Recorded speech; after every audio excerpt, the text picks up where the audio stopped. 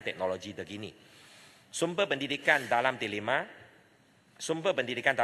menyediakan pelbagai bahan pembelajaran yang interaktif dan menyeronokkan serta dapat memperluas peluang murid untuk belajar serta meningkatkan motivasi, prestasi dan potensi murid masing-masing. Sepanjang tahun 2023, seramai 42% bersamaan dengan 2.1 juta murid telah menggunakan Telima secara aktif. Di samping itu, KPM turut menganjurkan aktiviti dan bertandingan TV Pusat Sumber Pendidikan TVPSS di peringkat negeri dan kebangsaan. Murid dilatih untuk mengendalikan saluran televisyen digital sekolah dalam menerbitkan rancangan termasuk membuat liputan aktiviti sekolah, menulis skrip, bertindak sebagai pengacara ataupun kru penerbitan. Melalui aktiviti ini, murid dapat melaksanakan pembelajaran yang berpusatkan murid berfikir secara kritis, kreatif dan inovatif di samping mengaplikasikan sepenuhnya ciri-ciri murid fasa digital.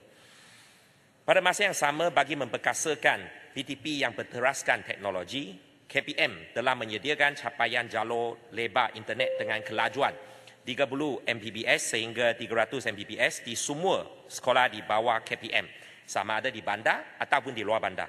Dari segi teknologi, sebanyak 48% sekolah disediakan dengan talian fiber optik, 46% sekolah disediakan dengan talian broadband, dan 6% sekolah disediakan dengan talian satelit. Selain itu, KPM juga telah mewujudkan pasukan petugas khas Special Task Force Pendidikan Digital untuk mempergiat dan memperkasakan pelaksanaan dasar pendidikan digital bagi memastikan ekosistem pembudayaan teknologi digital dalam pengajaran dan pembelajaran. KPM komited untuk memperkasakan kualiti penyampaian perkhidmatan di pendidikan berteraskan teknologi digital seiring dengan perkembangan pesat teknologi global dalam usaha melahirkan modal insan yang berilmu, beretika dan berdaya saing.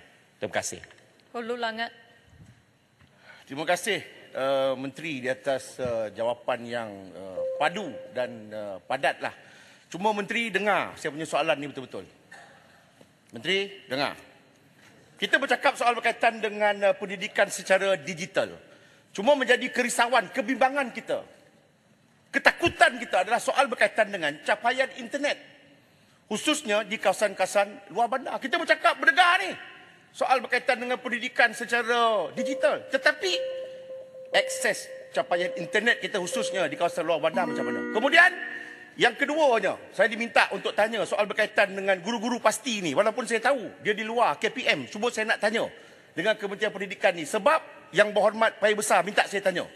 KPM boleh tak tolong selesaikan masalah guru-guru pasti ni yang tak dapat gaji minimum. Terima kasih Tuan Speaker. Selamat menyambut Hari Raya Aidilfitri. Maaf zahir dan batin. Terima kasih. Soalan tambahan daripada Yang Berhormat Hulu Langat.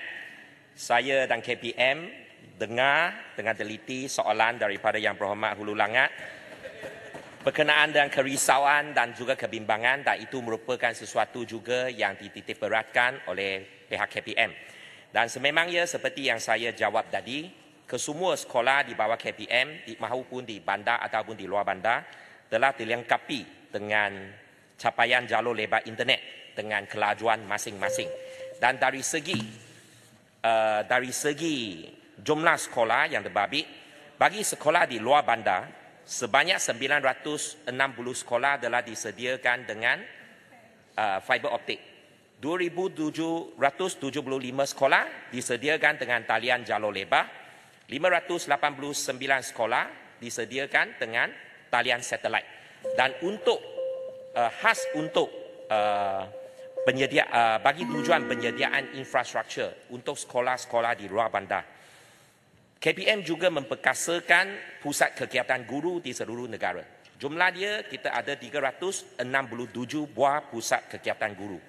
Dalam pusat kegiatan guru ini, kita memperkalkan peralatan digital Maker Hub dan studio digital.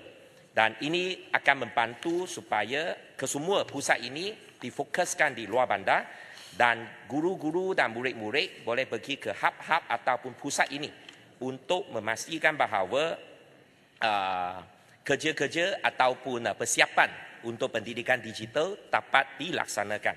Berkenaan dengan soalan yang tidak berkaitan tetapi persoalan berkenaan dengan pasti, nombor satu, pasti tidak didaftarkan di bawah KPM, itu nombor satu.